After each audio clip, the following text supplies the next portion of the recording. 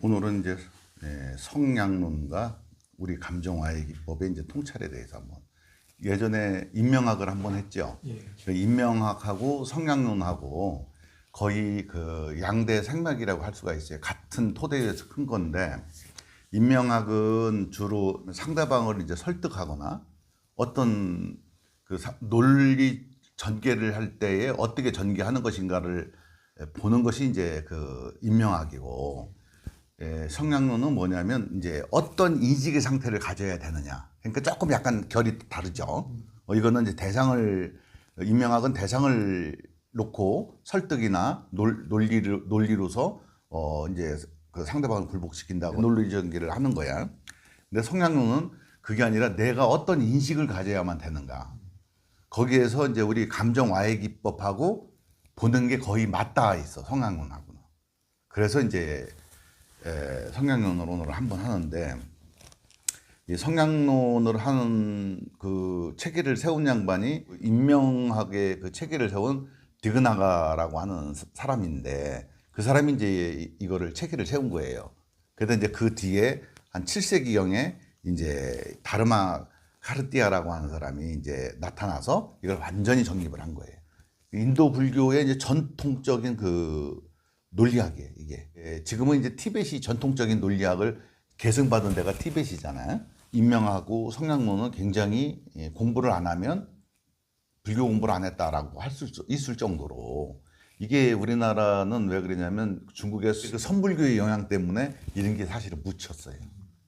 그래서 이제 논리적으로 우리가 생각하는 것보다는 즉신성불, 견성직 성불, 뭐 이런 거에 지금 빠져 있는 거지. 사실은 그거를 뭐 틀린 건 아닌데 어떻게 보면 우물가에서 숭늉 찾는 격일 수도 있어. 그게 점차적으로.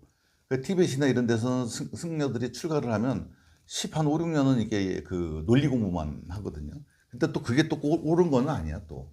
우리는 근데 중국의 선불교와 그 논리학을 같이 공부를 하면은 우리한테 굉장히 이득이 있죠.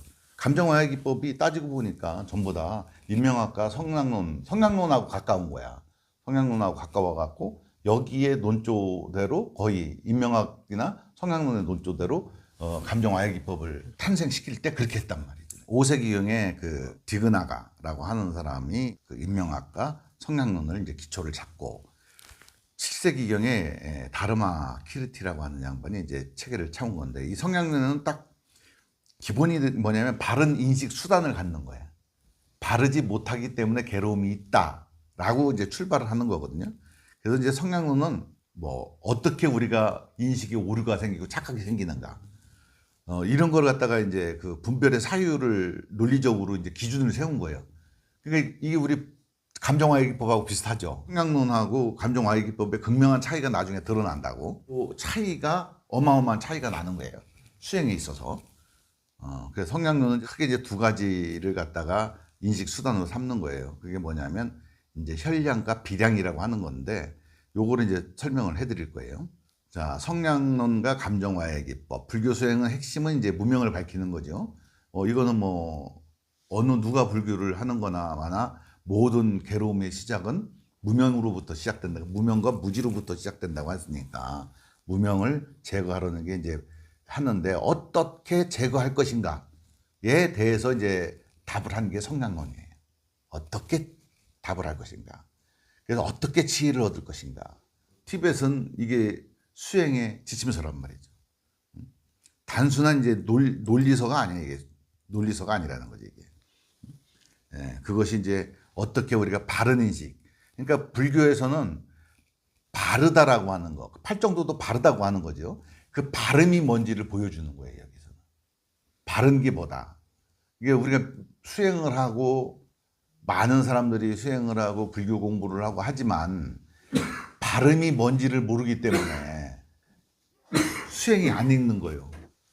바르게 볼 줄 알아야 되는데 바르게 못 보는 거예요. 그래 바르게 보는 안목을 길러주는 거예요. 그래서 성량론은 바른 인식을 해석하고 설명한 불교의 논리학 이론입니다. 아까도 얘기했지만 디그나가와 다르마 카르티에, 이 다르마라고 하는 게 뭐예요? 법이잖아요. 그래 까르티를 갖다가 뭐라고 그러냐면 이제 칭이라고 그래. 칭송한다. 그래서 법칭이라고 일컬어지는 거예요, 이게. 한번 그 인명학 때 얘기를 했죠. 예. 인식에 두 가지 수단이 있다. 모든 인식은 두 가지 수단에 의하여 성립된다. 그건 혈량과 비량으로 구분된다. 이게 우리 감정와해 기법하고 아주 똑같은 포즈를 취해요. 근데 약간 다른 면도 있어. 나중에 그 비교를 해서 내가 설명을 해드릴 거예요. 비량은 추론과 개념에 기반한 인식수단. 혈량은 오감을 통한 직접적인 직관적인 어떤 그 감각을 얘기를 하는 거예요. 근데 비량은 뭐냐면 직관적인 감관을 통해서 들어온 거, 그죠? 촉, 유깁처에 의해 갖고 촉이 됐던 것이 들어왔을 때 그걸 보고 이름을, 네이밍을 붙이고 그걸 재해석을 한단 말이죠. 그때 이걸 비량이라고 하는 거예요. 추론을 하는 거예요. 그죠? 추론을 한다는 얘기는 뭐냐면 산 위에 연기를 보고 불이 있다는 걸 추론하는 것. 간접 경험. 감접적으로 뭐를 아는 거예요. 이거 있기 때문에 저거일 것이야. 연기가 있기 때문에 저긴 불이 났을 것이야. 이렇게 추론하는 거. 그러니까 이 추론의 세계. 또 하나는 우리가 이름이 붙여진 것들과 오온을 통해서 성립됐던 것들, 유깁처에 의해서 성립됐던 것들을 맞닥뜨릴 때는 혈량이라고 하는 거고, 벗어나서 생각을 굴려서 의미 부여가지고 재해석을 했을 때 요걸 비량이라고 하는 거예요. 그래서 여기서는 이 혈량과 비량을 떠나서는 논증을 할 수가 없다. 이렇게 얘기를 하는 거예요. 여기도 이제 검증요법은 이제 세 가지 삼지작법이 있는데 그 인명학에서 삼지작법과 여기 삼지작법은 약간 차이가 이렇게 있어요. 인상유거성, 공동성이죠. 인과의 공통성이 존재해야 된다. 이 얘기는 뭐냐면 A는 B다 그러면 항상 A는 B여야 돼. 그래서 A는 항상 B여야 되는데 인간의 여기서 이제 이걸 왜 얘기하냐면 인간의 감정은 A에서 B가 안 된단 말이에요. 그죠? 인간의 감정은 뭐 맛있는 걸 보면은 맛있는 걸 먹었어. 그 맛을 그걸 먹을 때마다 느끼지는 않잖아요. 그죠? 그리고 오늘 먹은 거와 내일 먹은 거가 다르잖아요. 그죠? 그걸 느끼는 감흥이. 좋은 사람을 오늘 봤어. 계속 보고 살면 어떻게 돼요? 이렇게 감정은 변한다고. 그러니까 이게 A는 B가 되질 않는 거예요. 그죠? 항상 A가 B여야 되는데 항상 A가 B가 되질 않는 거예요. 그러니까 감정이 그러한 비논리성을 갖고 있다고 해요. 이성은 논리적인 거잖아요. 그죠? 이성은 논리적인 것인데 감정은 비논리성이란 말이에요. 근데 우리가 삶을 살 때 이성에 의해서 살아요? 감정에 의해서 살아요? 대부분이 감정이 이끄는 대로 살아요. 인간은. 근데 이 감정이라고 하는 게 아까도 얘기했지만은 논증의 근거가 될 수가 없어. 왜? 항상 하지가 않으니까. 이거는 뭐 변죽이 울려. 변죽이 울려. 그래서 감정은 인과가 명확하지가 않은 거예요. 왜냐하면 감정이라고 하는 게 조건만 있어야지 자극이 돼야지 그게 감정이 일어나느냐. 아니거든. 그죠? 그냥도 일어나거든. 그냥도 가만히 있어도 우울해지기도 하고 심심해지기도 하는 그런 감정들이 일어나거든. 감정이라고 하는 것은 마음이라고 하는 것은 전 세계에 똑같기 때문에 마음은 A는 B요. 사람은 마음을 갖고 있다라고 하는 게 성립이 돼야 모든 사람, 그죠? 동서고금 남녀노소 할 거 없이 마음은 공통적인데 마음의 작용에 있어 가지고 그 이성과 감정이라고 하는 게 있는데 이 감정이라고 하는 것은 공통적이지가 않아. 서로 조건마다 다 다르게 반응을 해. 이런 조건이면 이런 반응이 일어나야 되는데 이런 조건인데 저런 반응이 일어나는 사람이 있고 이런 반응이 일어나는 사람이 있고 하거든. 이게 감정이라고 하는 건 측량을 할 수가 없는 럭비공 같은 거죠. 그래서 인이 이거성, 그러니까 차별성이 있어야 돼. 예? 예. 왜냐하면 이제 연기가 있으면 불이 있다, 그죠? 근데 연기가 없으면 불이 없다. 근데 이것도 이제 또 틀린 말이요. 왜 그러냐면 연기가 없어도 요즘은 또 불이 있어, 그죠? 뭐지 그거? 인덕션 같은 거. 근데 인과 사이에 모순이 없을 것. 불과 연기는 모순이 있지가 않죠. 그죠? 불과 얼음, 불과 물 이러면 모순이 있죠. 불이 있는데 물이 있다. 모순이 있죠. 그죠? 이런 걸 얘기를 하는 거예요. 그래서 불이 있으면 연기가 있다. 그죠? 감정은 바른 인식인가? 여기서는 이제 감정은 가짜 현량이다. 즉 비량처럼 보이는 오류입니다. 그러니까 감정은 내가 해석한 거라고 사람들은 생각을 해. 대부분이 전 세계에서 여태까지 모든 사람들이 대부분이 감정을 해석한 거라고 생각을 해요. 근데 감정이 형성되는 과정을 보면은 우리 그 감정 와해 기법에서는 감정을 어떻게 보냐면 여기 저 자극이 있죠. 자극이 정보요. 그죠? 그 정보가 촉을 하죠. 유깁초로 촉을 해. 정보에 촉을 하게 되면 여기 뭐가 생기냐면 이제 정보가 기억으로 전환이 되면서 감정이 생기죠. 그죠? 그 다음에 여기서 어떻게 돼? 의미를 부여한다고요. 이걸 재해석이라고 한다. 그리고 여기서 반응. 이게 감정화해 기법의 순서예요. 이게. 그죠? 오온을 짧게 정리하면 이렇게 정리가 되는 거예요. 사실은 이 반응은 안 넣어도 되는데 내가 넣은 거예요.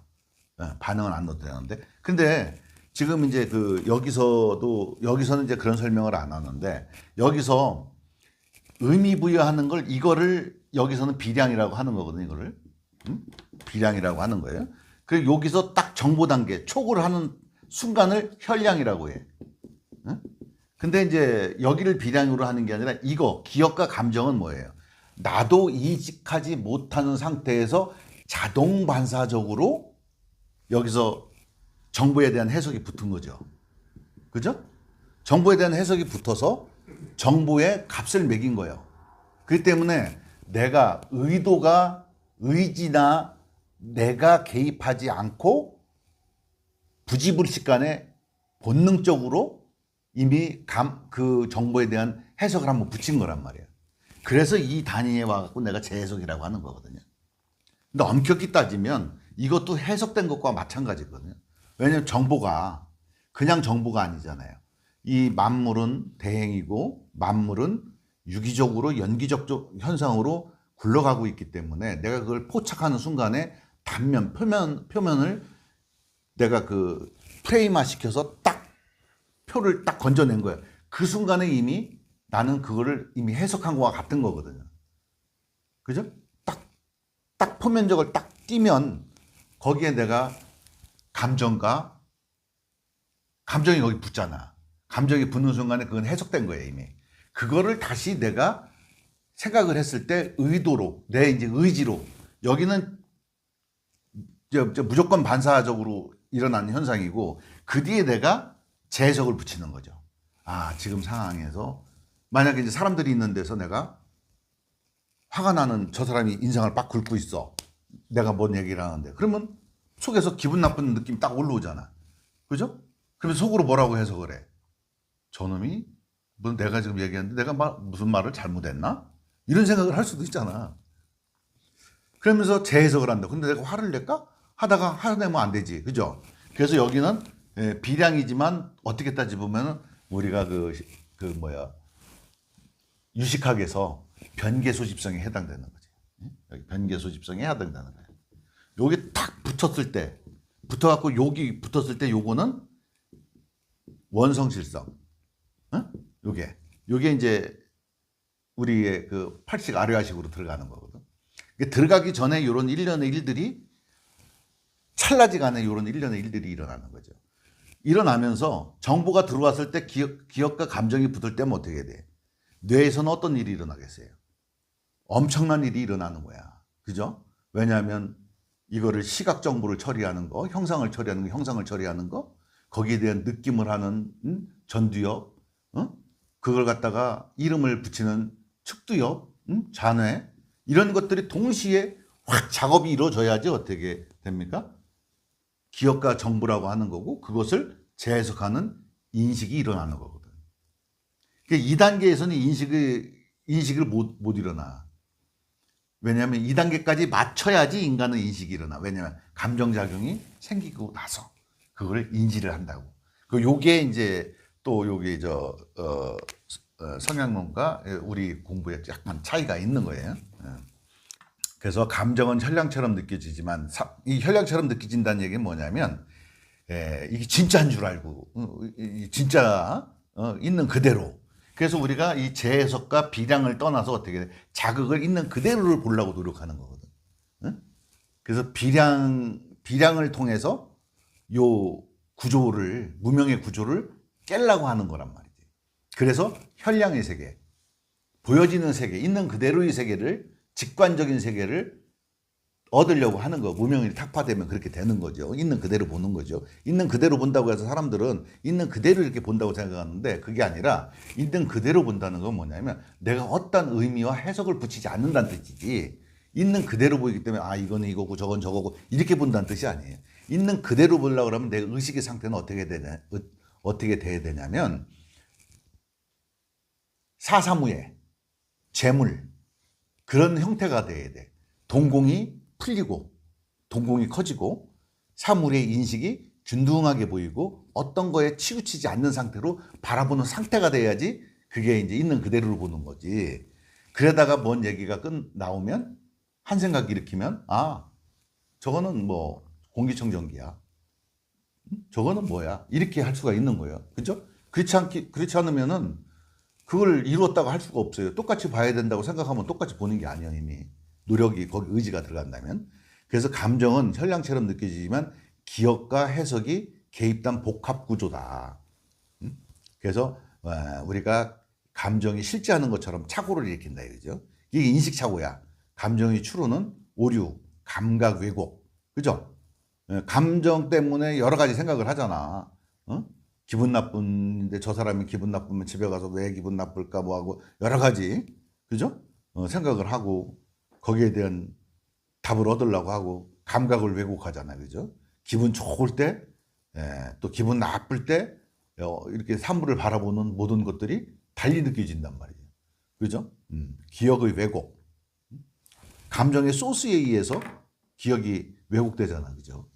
그래서 우리가 똑같은 걸 들어도 다 달리 기억하는 이유가 그렇다는 얘기죠. 삼지작법. 아까 얘기했던 그 얘기예요. 인상유고상. 아까 얘기했던 공통적으로 나타나는 현상.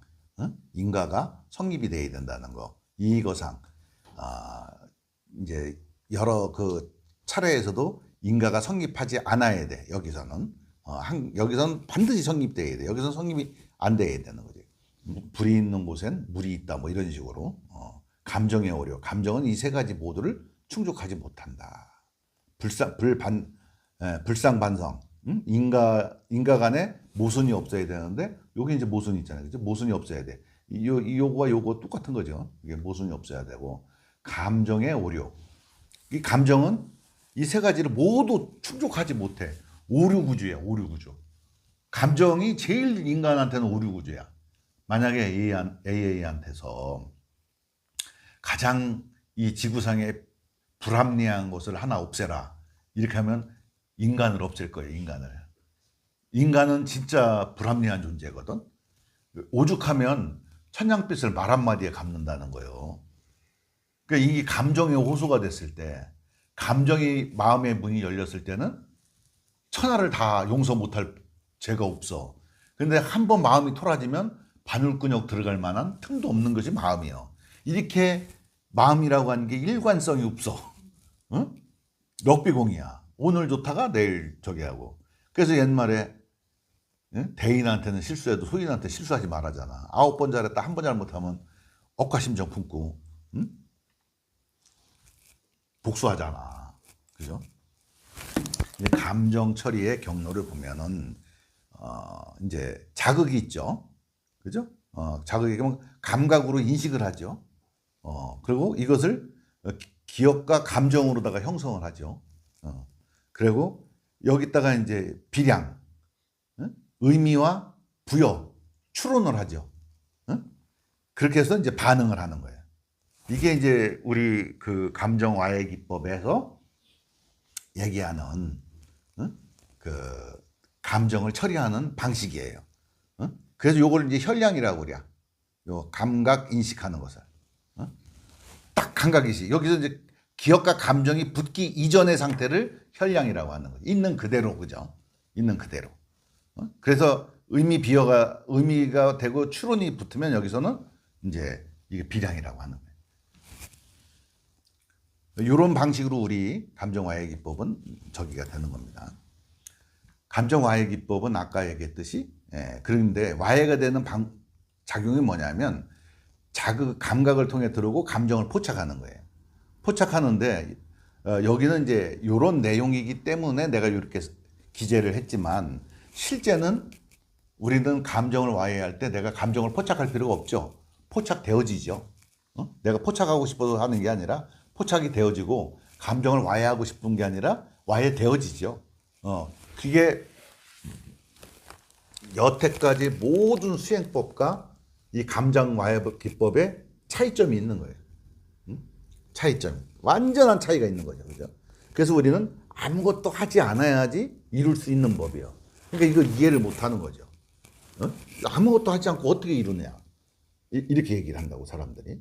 왜냐하면 여태까지 사람들은 자기들이 뭔가를 해야만 뭔가가 된 그런 방식으로 살았어. 그러니까 나라고 하는 인식 주체가 뭔가 의지가 항상 개입된 상태에서 의지가 방향성과 지향성을 가진 상태에서 모든 현상계 일을 처리해 나갔다고.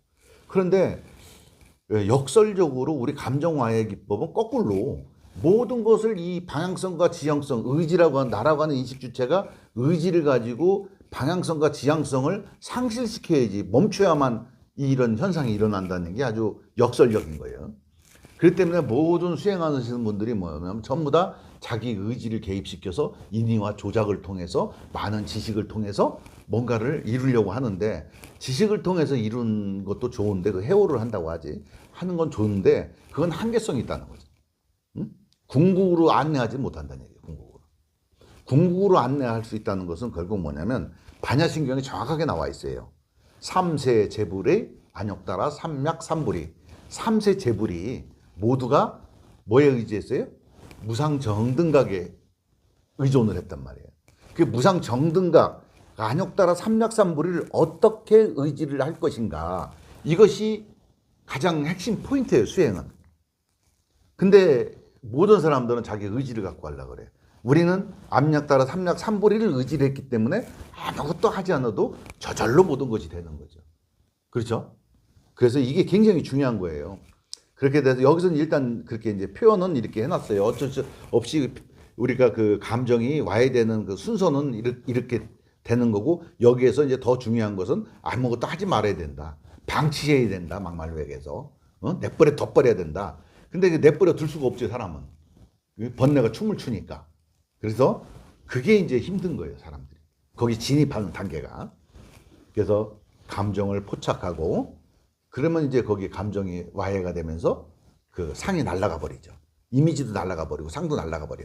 거기서 그럼 뭐를 봐? 공성을 보는 거죠. 연기를 보는 게 아니라 공성을 보는 거예요.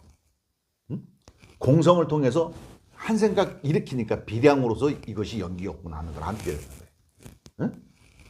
우리가 깨달음이라고 하는 것은 뭐냐면 비량을 통해서 깨닫는 거예요. 아, 그렇구나. 이거였구나. 이렇게 우리가 어떻게 돼? 추론을 더해주는 거예요. 왜? 거기는 이거였구나라고 하는 것은 내가 그 상상의 영역이고 추론의 영역이지. 응? 언어화 시키는 거잖아. 그지? 언어적으로 깨닫는단 말이에요. 깨달을 때도 언어적으로 깨달아.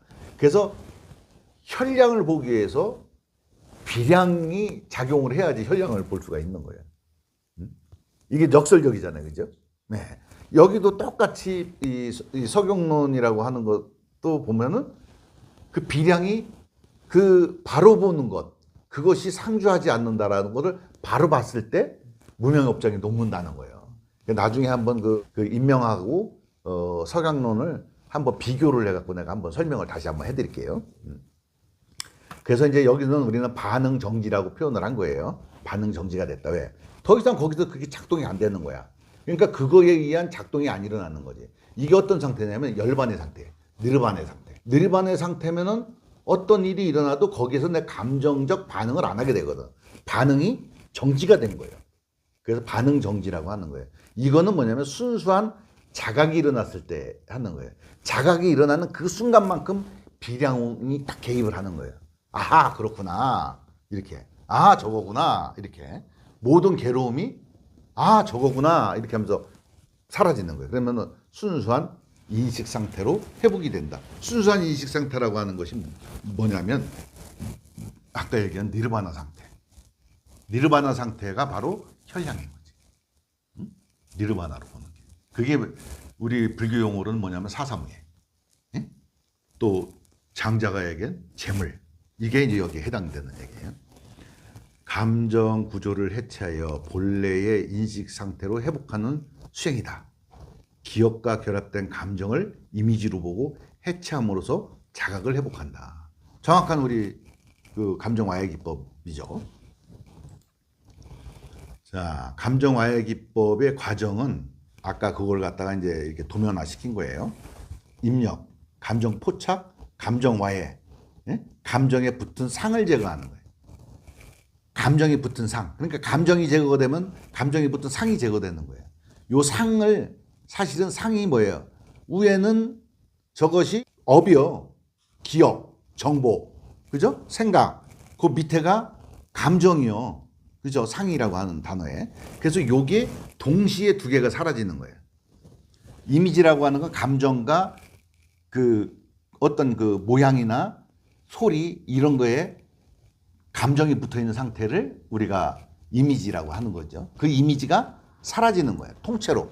그걸 우리가 니르바나라고 하는 거죠. 그렇게 되면 어떻게 되냐면 감정적 반응이 정지가 된다. 그때가 바로 순수 현량.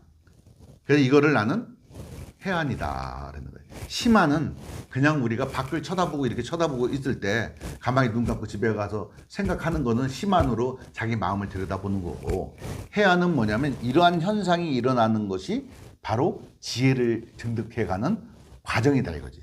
그래서 이거는 해안만이 가능한 것이다. 근데 해안을 넘으면 뭐예요? 법안, 그 다음에 불안, 불지견, 불안이 이제 불지견이죠. 그렇게 이제 반응해 나가는 거예요. 그래서 석양론과 감정와의 기법이 통합이다. 이론은 뭐냐면 석양론의 바른 인식이 이론이 굉장히 중요해. 실천은 감정와의 기법은 그 이론을 실천할 수가 있어.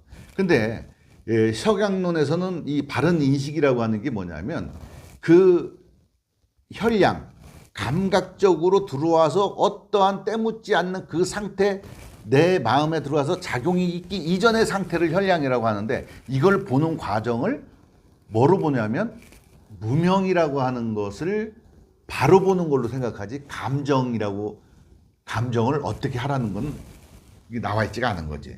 근데 우리는 그것이 아니라 모든 것은 전부 다 감정으로 귀결된다. 그렇기 때문에 감정이 와해가 되면 모든 자각과 인지전환과 바른 인식과 모든 것이 한꺼번에 이루어지는 거죠. 그래서 종합 선물 세트야. 감정을 와해하는 게. 그러면 감정은 인식의 오류다 이거죠. 아까 늘 얘기하죠. 감정으로 인해서 우리는 시간성이라고 하는 게 있다라고 생각하고 죽음이라고 하는 것이 있다라고 생각한다는 거. 없는 데 있다라고 생각하는 두 가지가 있다고 그러죠. 가장 큰 거. 시간. 시간은 우리 과거, 현재, 미래로 흐르죠. 그것은 뭐냐면 감정으로 인해서 우리 인식이 주체가 인식에 착각을 일으켰을 때 시간이라고 하는 것이 있게 되고, 삶과 죽음이라고 하는 것이 원래는 본디 없는데 삶과 죽음이라고 하는 것이 있다라고 착각을 하게 되는 거죠. 감정은 이 인식의 오류에서 시작되는 거예요. 응? 인식의 오류를 만드는 거지, 감정이. 예? 아까도 그랬지만 감정을 투영하면 선글라스를 끼고 밖을 쳐다보는 거 똑같은 거예요. 빨간 선글라스 낀 사람, 까만 선글라스를 낀 사람이 둘이 쳐다보면 한 놈은 계속 빨갛게 보이고 한 놈은 계속 까맣게 보이는 거예요. 둘이 뭔 얘기를 한다는 거예요. 말이 안 되는 거예요. 둘 얘기해봤자 답이 안 나오는 거예요. 왜냐하면 우리가 수심결에 보면 성제작용이라고 하는 게 있죠. 성은 작용에 있다. 성을 볼 수가 없죠. 견성을 할 수가 없죠. 성을 볼 수가 없어서 성은 원래 작용으로만 드러나는 거니까. 그러면은 작용의 세계에서 우리가 나도 작용의 세계, 내가 이렇게 움직이는 게 작용의 세계고 사람이 움직이는 게 작용의 세계, 모든 사람들이 다 작용의 세계에서 지금 존재를 하고 있어. 이 작용의 세계에서 한 가지로 의견이 통합되는 거를 우리가 뭐라고 그래요? 소통과 뭐라고 그래요? 설득, 그죠? 설득이라는 과정을 통해서 내 관점을, 저 사람도 똑같은 관점을, 작용의 세계에서는 항상 작용의 세계에서는 양면이 존재하잖아요. 그죠? 아무리 잘해도 믿게 보는 놈은 믿게 보는 거고 이쁘게 보는 사람은 이쁘게 보는 거예요. 항상 그래요. 그죠? 동전의 양립이야. 왜냐하면 공덕주와 흑암 처녀와 공덕 처녀처럼 항상 두 개가 쌍으로 댕기는 거야. 그래서 현상 세계는 항상 그러한 거거든. 그렇기 때문에 이 현상 세계에서 발음을 찾기란 굉장히 힘든 거예요. 작용의 세계에서는. 작용의 세계에서는 내 마음에 들게 상대편의 작용을 억제하고 통제하는 거. 응? 그렇죠? 이게 굉장히 그 상대방의 어떤 감정을 억압하는 게 되는 거예요. 그래서 늘 얘기했지만은 그것도 한번 다룰게요, 나중에. 공동체를 위해서 우리가 사회화를 시키는 거에 대해서 간간히 한번 얘기했잖아요. 그걸 한번 내가 다 정리를 해서 한번 내가 그것이 어떻게 인간의 감정을 억제를 하고 이 사회화 과정에서 어떻게 거기 사회화 과정에서 탈락되는 사람들이 왜 탈락되는 것이며 이런 거에 대해서 한번 설명을 해드릴게요. 감정은 그래서 이렇게 그 인식의 오류를 시키는 아주 근본적인 원인이면서 이 감정을 와해를 하면은 자각과 현량만 남는다. 있는 그대로만 남는 거예요. 지금 밖에 이렇게 쳐다보시면 분별이 생겨요? 가만히 이렇게 있으면? 없죠, 그죠? 없어. 그래도 내가 누가 물어보면 대답하고 내가 인식하고 싶으면 인식하고 인식 안 하고 있을 때는 머릿속이 텅 비어서 아무 생각이 없죠. 분별이 없는 거예요, 그게. 근데 그걸 때때로 느껴봐야 돼요. 고요하게 한번 느껴봐야 돼. 왜? 아, 내가 그런 상태에 있구나. 왜? 또 주의가 바깥으로 나가면은 사람은 거기 휘둘리다 보면 내가 그런 상태에 있는지를 몰라. 그래서 나중에는 주의가 바깥에 아무리 돌아다녀도 내가 늘 그 상태였다는 걸 아는 때가 된다고. 그래서 수행자는 감정구조 해체를 통해 무명을 제거하고 해탈로 나아간다. 감정의 본질은 얘기했죠. 현량처럼 보이지만 우리는 감정이 실제한다고 생각을 하고 그 감정 따라 놀아나고 있지만 감정에 그냥 노예가 돼서 놀아나고 있지만 그거는 그 비량의 그 착오다 이거죠. 비량의 착오다 이거예요. 그게 뭐냐면 추론의 착오, 생각의 착오. 그것이 실제한다고 믿고 그걸 바탕으로 해서 내가 새로운 인식 구조를 짜나가는 거지. 그물을 네트워크를 엮는 거야. 저 사람의 내가 감정으로 보고 그 느낌을 내가 추론으로 해서 짜나가는 거야. 그게 뭐예요? 가장 무서운 게 선입견이잖아. 선입견. 그렇죠? 선입견을 지우려고 그러면 3년이 걸린디야. 어떤 사람을 봤는데 저 사람 선입견을 했는데 그 선입견이 아니요. 그걸 저 사람이 해소시키는데 3년 걸린다는 얘기예요. 그래서 첫 만남에서 선입견을 좋게 하려고 처음 만나는 사람들 만나면 어떻게 해야 돼? 이쁘게 하고 가고 말도 이쁘게 쓰고 이렇게 해서 첫인상을 좋게 남겨야 돼요.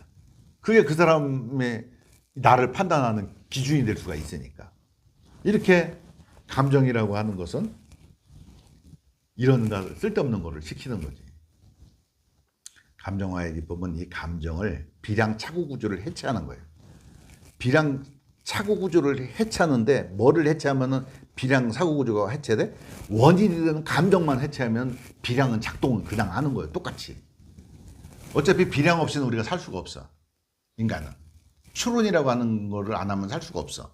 이것이 있으면 저것이 있을 것이라고 하는 것을 우리는 알아야 돼. 그죠? 직관만 갖고 사는 게 중요한 게 아니라 추론을 하되 그 추론에 내가 괴로움을 받지 않는 상태가 돼야 돼. 무명이 타파가 된 상태에서 비량을 사용할 줄 알아야 되는 거지. 현량만 갖고 못 사는 거예요. 사람은. 비량과 현량 두 가지가 공존하는 거예요. 그래야만 12연기도 무명이 타파된다고 해서 12연기가 다 없어지는 게 아니에요. 판별연기라고 해서 12연기가 다 없어지는 걸로 아는데 10연기는 안 없어집니다. 학론과 또 인명학 요걸 다시 한번 공부하는 시간을 갖도록 하겠습니다. 마치겠습니다.